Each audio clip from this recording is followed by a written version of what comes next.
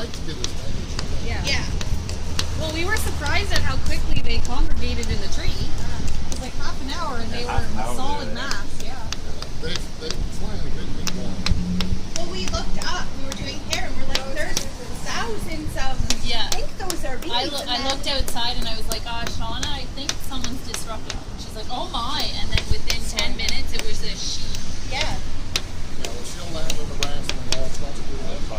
They'll hang there for 3 to 5 days. Yeah. Well, they send out scouts looking for Oh, okay. Yeah, there's quite a few left up in there. Yeah, I know. Yeah.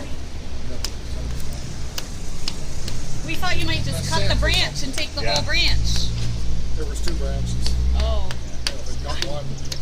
Sorry, we're just looking at the colors. Oh, I see. And then they all would have went out. I know, that's what I thought. I gotta get pictures for my kids, because you're not going to believe me, right? Yeah, that doesn't seem like a really great idea.